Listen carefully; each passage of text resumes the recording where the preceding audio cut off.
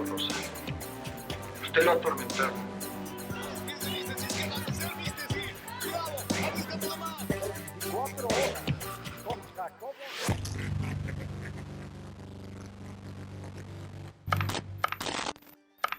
Buenos días, gentil hombre. Se encontrará un analista especialista de la televisión, Álvaro.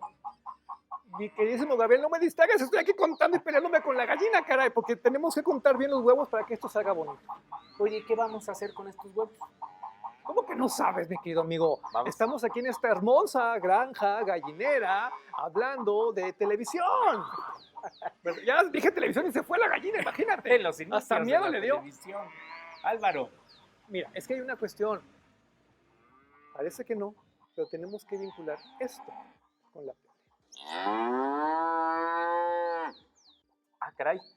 ¿Y cómo lo podríamos vincular? ¿No se te ocurre? Necesitas... ¿Qué fue primero? Sí, ¿verdad? Por ahí va el asunto. Necesitamos responder a grandes cuestionamientos y así como existe esta famosa interrogante sobre qué fue primero, el huevo o la gallina, bueno, necesitamos saber qué fue primero, la visión de alguno de nuestros grandes empresarios para crear esta poderosísima industria o un proyecto de televisión para México. Oye, Álvaro, ¿y tú que has estudiado tanto la televisión? ¿Qué fue primero, desde tu punto de vista? Primero fue algo que nadie menciona, porque todo el mundo supone que esto comenzó en los años 50 y ahí sí que bonito, que nostálgico, pero para nada. Más allá de esta historia, hay como una suerte de prehistoria. Ya no son huevos de gallina como la que anda por aquí. No, son huevos de dinosaurio. Te entiendo, porque casi todo el mundo liga la historia de la televisión con Guillermo González Camarena, XHGC, Telesistema Mexicano, Televisa, pero en realidad la televisión nace desde fines de los años 20, Álvaro. Qué bueno que mencionas esto porque incluso hay experimentos que vinculan los orígenes de la televisión con los orígenes de la radio, ¿no? Sí, está muy ligado, estrechamente. Fíjate que tuve la oportunidad ya hace algunos años de ir al archivo histórico de la Secretaría de Educación Pública y me encontré con un expediente ahí maravilloso de Francisco Javier Estaboli. ¿Te suena ese nombre o no mucho? Por supuesto, en todas las clases de radio me lo mencionaban porque pues por acá viene, ¿no? De ahí viene, efectivamente fue el que construyó la Redifusora de Educación Pública, la Secretaría de Educación Pública, pero ¿qué crees? A fines de los años 20 él estaba haciendo las primeras experimentaciones de la televisión en el edificio tradicional, pues, de la Secretaría de Educación Pública. A fines de los años 20, Álvaro, estamos hablando que 30 años antes del nacimiento formal de la televisión. Y mira lo que es la vida. El partido que luego se convirtió en el PRI fue el primero en tener la visión de creer en la tele y en adquirir equipo y en traer grandes instalaciones. Y bueno, lo mejor de los años 20, porque algo sabían, ¿eh? Algo sabían.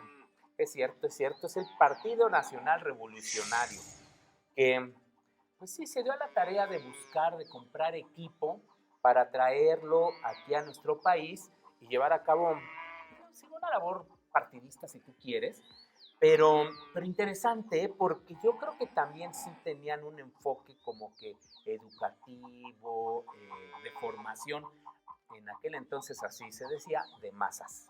Qué bueno que estás mencionando todo esto, Gabriel, porque de repente, sobre todo las nuevas generaciones, piensan que no hubo un pasado, piensan que todo se inventó el año pasado con las redes sociales, y para nada.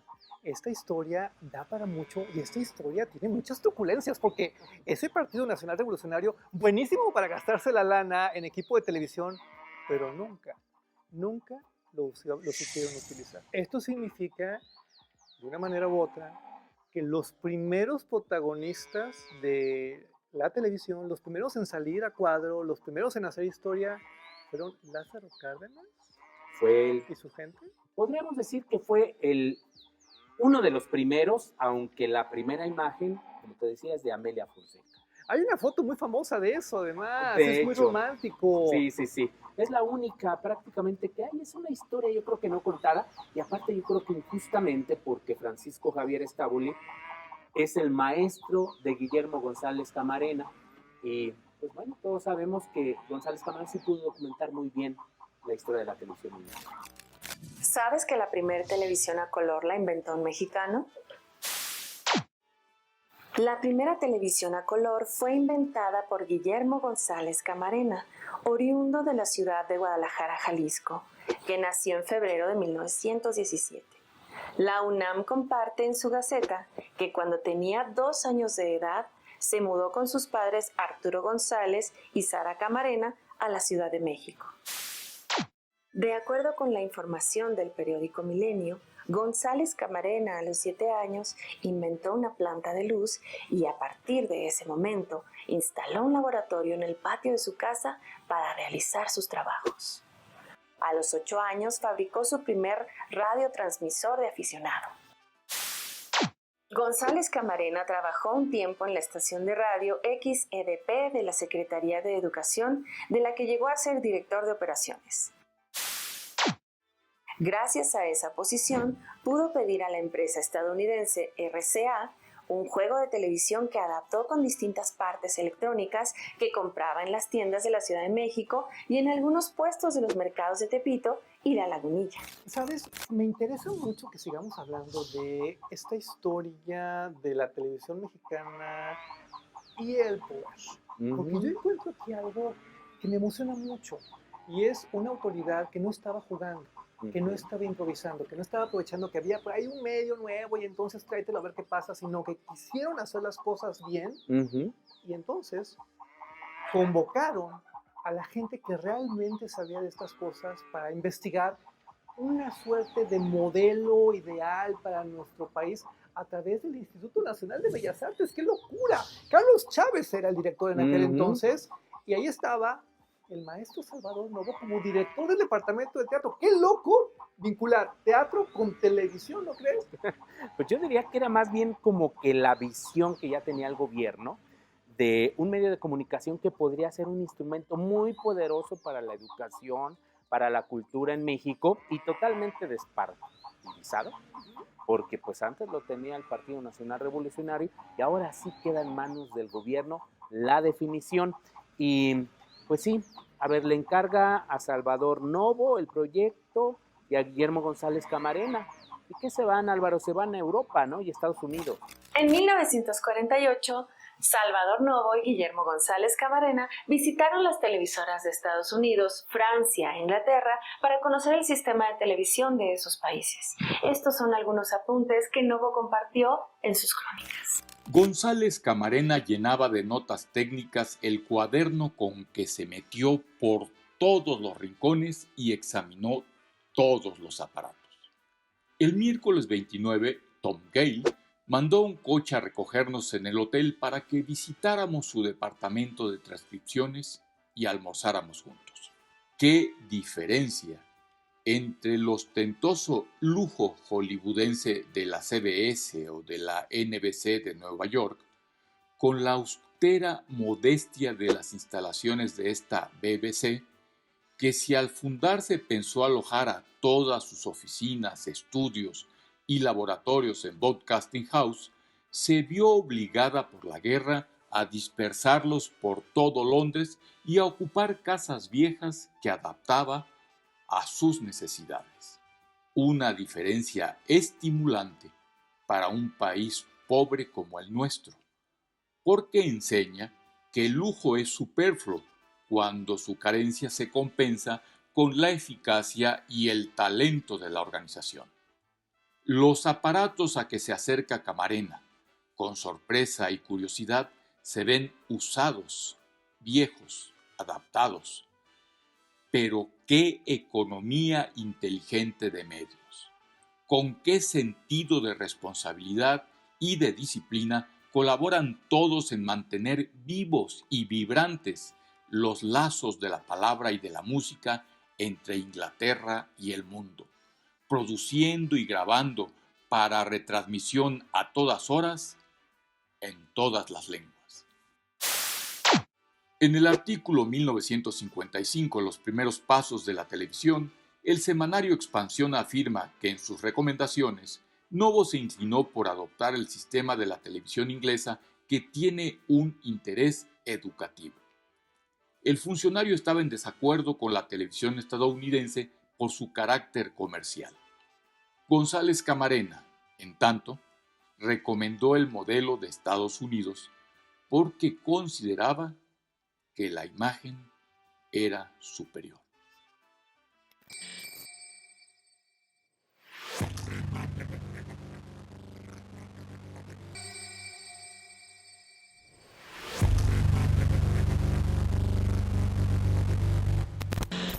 No, Gabriel, te estoy diciendo que había que voltear a la derecha. Ay, pero es que había un letrero que me decía que... Todo está lleno de letreros, amigo, por el amor de Dios. Nunca habías manejado en Inglaterra, ¿verdad? No. Oye, ¿no hay un GPS?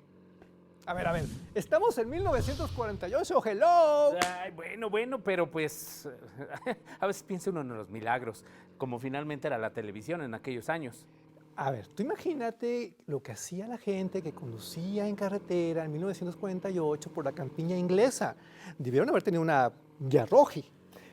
Eso sí. Oye, ¿por qué no preguntamos dónde está la BBC? Mira, tú imagínate en aquellos tiempos a nuestro Salvador Novo y a Guillermo González Camarena llegando a la BBC así, cloc, cloc, cloc, cloc, cloc.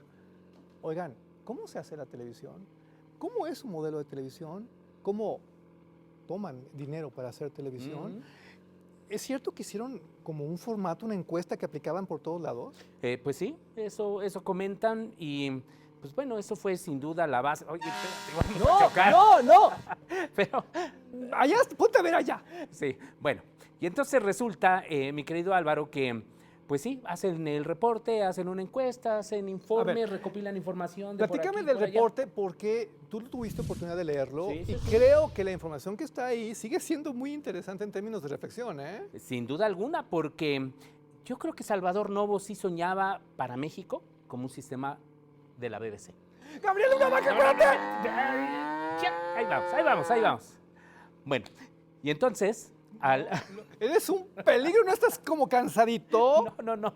¿Quieres manejar? Yo creo que voy a tomar una decisión importante. Bueno, ahorita te lo paso. 2 horas después. A ver, entonces, ¿para dónde era la vuelta? No sé, amigo, este mapa está en inglés. Gabriel, mejor hablemos de los resultados de este estudio, por favor. Las conclusiones de Camarena, de González Camarena y de Salvador Novo.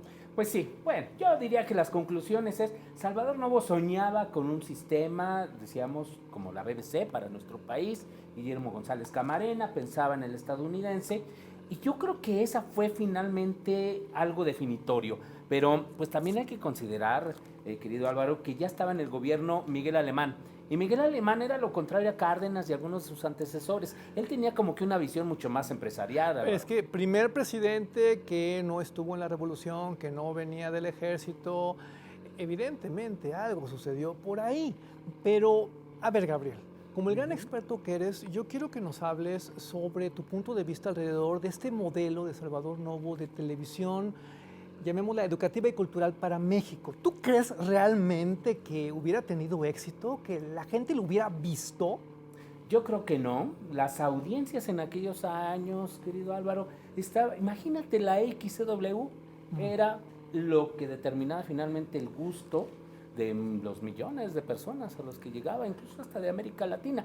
Y ya la industria radiofónica era muy poderosa. Era, por lo tanto, muy factible que Emilio Azcárraga se fuera a la televisión. Gracias por decirlo, porque creo que hemos sido muy injustos con la televisión al etiquetarla de forma muy negativa sobre su frivolidad, sobre su supuesta estupidez, sin tomar en cuenta que desde sus orígenes estaba heredando cosas muy siniestras de la radio. Sí. Todo el mundo está idealizando ahora que sí, qué bonita la radio de aquella época y el cine mexicano de la época de oro. Oigan, pues, ¿qué películas vieron, eh? ¿Qué música escucharon? ¿Qué parte no entendieron? Era la cosa más sexista, clasista, invitación al sufrimiento. Era nocivo absolutamente. Sí, indudablemente, con algunas excepciones, porque Ajá. ya había algunas radiodifusoras, por ejemplo, educativas, ya había surgido Radio UNAM, por ejemplo, estaba Radio Educación, pero pues sí, realmente la televisión tendría ese giro estrictamente comercial y pues ni hablar, yo creo que eso fue definitivo. Entonces, cuando recibe Miguel Alemán este informe de Salvador Novo, Guillermo González Camarena, se decide finalmente por el estándar estadounidense y a partir de ese momento tuvo un giro, podríamos decir, estrictamente comercial. Ay, qué miedo. Pues sí, pero pues es parte de la formación de una industria televisiva que después sería muy poderosa. Televisión en poder. Así No es. cabe duda. Indudablemente. Te comparto 5 datos relevantes sobre los proyectos televisivos de Guillermo González Camarena. Guillermo González Camarena declaraba que si el gobierno apoyara a las investigaciones y a los investigadores en materia de televisión en México, se podría contar con unos equipos a la altura de los mejores equipos del mundo.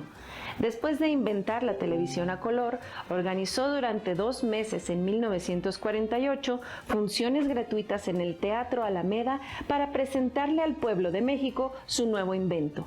La presentación era toda una experiencia inmersiva en la televisión. Se anunciaba invitando a la gente a verse dialogar y reír en aquellos modernísimos equipos, así se les llamaba, modernísimos equipos de los laboratorios GONCAM. González Camarena consiguió en 1946 un permiso para abrir una televisora experimental en la que empezó a transmitir programas con receptores en diferentes puntos de la ciudad. El canal XHGC de Guillermo González Camarena transmitía por el Canal 5 de la Ciudad de México y fue ampliamente elogiado en su momento porque, aunque eran producciones muy sencillas, tenían un contenido sobresaliente. El compositor Luis Alcaraz llegó a declarar que la televisión en México era tan adelantada como la televisión de los países desarrollados y que solo hacía falta pulirla para que se identificara con la idiosincrasia nacional. De acuerdo a información de la Sociedad de Autores y Compositores de México, en 1954 la Universidad de Columbia College de Los Ángeles le otorgó a Guillermo González Camarena el título de Doctor en Ciencias, el cual no se había concedido en Estados Unidos a nadie desde 1890. Una conocida frase de Guillermo González Camarena dice que inventar es ver lo que todos han visto y pensar lo que nadie ha pensado. Guillermo González Camarena murió en 1965 a la edad de 48 años en un accidente automovilístico. Regresaba de inspeccionar un transmisor repetidor ubicado en el Cerro de las Lajas de Veracruz. El 18 de abril de 1970 se instituyó el Día del Técnico de la Televisión, que a partir de entonces se celebra cada año en memoria del doctor e ingeniero Guillermo González Camarena, pionero de la televisión mundial. Érase que se era, como diría no hace muchos años el gran cuentacuentos mexicano Enrique Alonso Cachirulo, el del chocolatote. Érase que se era un país llamado México donde la vida era muy distinta y los medios de comunicación evidentemente otros. No había internet, no había Twitter, bueno, ni la Encarta para acabar pronto. Este pobre país solo se podía informar leyendo los periódicos o escuchando la radio. Y paralelamente había una relación, vamos a llamarle, muy cariñosa entre el gobierno de la República y los empresarios de la radio. De hecho, esta relación cariñosita es previa a Miguel Alemán, no nos hagamos tontos. Cuando Manuel Ávila Camacho era presidente de la República, fíjense, la Cámara Nacional de la Radiodifusión casualmente La CIR. puso a su hermano Maximino como presidente honorario de su cámara. Relación estrecha. Y esta información, pues sobre todo, es analizada por Cornelio Chaparro en un ensayo que se llama Televisión y Poder en México. Cornelio comenta que es evidente que este romance tenía beneficios, pero para los empresarios. El gobierno les concedía a estos señores exenciones de pagos fiscales, permisos de libre importación de equipos y materiales, y hasta tuvieron una legislación acorde con sus intereses, no con los intereses de la nación. Exacto, Álvaro. Por eso no nos debe causar ningún asombro que estos empresarios de la radio tuvieron un acceso privilegiado a las primeras concesiones para explotar comercialmente a la televisión. A mí Azcárraga, por ejemplo. A mí todo esto se me hace muy sucio porque la gente piensa que la corrupción se inventó hace 2 sexenios. No, espérame tantito. Esta es una historia muy oscura, es una historia muy siniestra porque además estos empresarios estaban vinculados a otros negocios. Además de tener las primeras concesiones de televisión, unos tenían periódicos, otros tenían radio. Oye, pero a ver, el cuento de hadas como que le está faltando un poco más de creatividad, ¿no, Álvaro? Pues es que me da miedo porque como traes la espada y yo traigo el chocolate, pues tú vas a salir ganando, mi amigo, no puede ser. Pero ojo, sí tenemos que hablar de esto porque la primera transmisión es muy simbólica. Es una transmisión privada de un evento del gobierno en 1950. Un informe, el informe de Miguel Alemán. Así es, 1 de septiembre, ¿no? De 1950 propiamente, aunque ya desde un día antes había algunas transmisiones experimentales, podríamos decir, pero es, digamos, un hecho significativo que sea el informe del señor presidente el que marca el inicio formal de la televisión en México. ¿Sabes que el primer canal comercial en México y en América Latina fue el Canal 4? Este canal fue autorizado a la empresa Televisión de México S.A., propiedad del empresario Rómulo O'Farrill, y a continuación te comparto 6 interesantes datos de este empresario. Rómulo Antonio O'Farrill Jr. nació en la ciudad de Puebla en 1917, hijo de un empresario automotriz de raíces irlandesas. Estudió en la escuela St. Anselm College de New Hampshire y realizó sus estudios universitarios en el Instituto de Negocios de Detroit.